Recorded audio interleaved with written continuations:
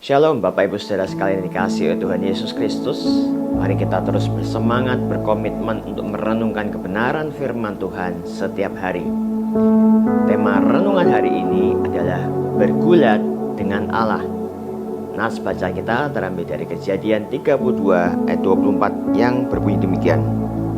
Lalu tinggallah Yakub seorang diri, dan seorang laki-laki bergulat dengan dia sampai fajar menyingsing. Waktu saya berusia 20 tahunan, ada sebuah acara di stasiun RCTI yang selalu saya tunggu-tunggu penayangannya, yaitu Smackdown. Tayangan olahraga dari Amerika ini sekilas mirip dengan tinju karena para pemain bertanding di dalam ring.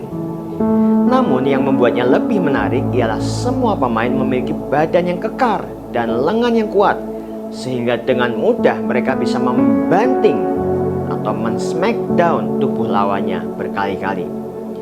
Meskipun pertandingan ini dianggap hanya settingan alias pura-pura dan penuh dengan unsur akting, namun tetap saja program Smackdown ini menampilkan sisi hiburan yang menarik bagi para penggemarnya.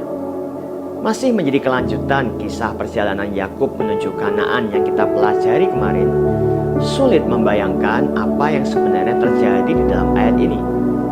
Yakub oleh karena ketakutannya menghadapi Esau yang sedang datang menjumpainya dengan 400 orang, membawa seluruh anggota keluarganya ke tempat yang aman di seberang sungai Yabok. Itu ada di ayat 1. Di dalam kekalutan pikirannya, Yakub menyendiri, dan tiba-tiba seorang laki-laki muncul di hadapannya dan mereka bergulat. Tak jelas siapa namanya, dari mana asal laki-laki itu, dan apa alasan mereka bergulat. Yang jelas, postur tubuh Yakub tentu tidak sebesar para pegulat Smackdown tadi. Namun kisah ini menjadi sangat menarik oleh karena kemudian Yakub menyadari bahwa laki-laki yang tengah bergulat dengannya tidak lain adalah Allah sendiri yang menampakkan diri kepadanya, atau kita kenal dengan istilah teofani. Sebagaimana LAI juga memberi judul perikop ini, pergumulan Yakub dengan Allah. Hal ini pun juga dikatakan Yakub dengan berkata, "Aku telah melihat Allah berhadapan muka, tetapi nyawaku tertolong." Di ayat 30. Apa yang kira-kira ada di benak Yakub ketika menyadari kehadiran Allah yang menjumpainya dalam kesendirian malam itu? Dan apa yang Allah hendak ajarkan kepada Yakub? Momen teofani atau penampakan Allah malam itu menegaskan bahwa Allah memahami pergumulan Yakub. Allah tidak meninggalkannya sendirian. Sebaliknya ia hadir untuk menguatkan hatinya yang tengah diliputi oleh ketakutan. Dari akhir perikop di ayat 32, Yakub sadar bahwa kehadiran Allah lah yang paling ia butuhkan di tengah pergumulan hidupnya.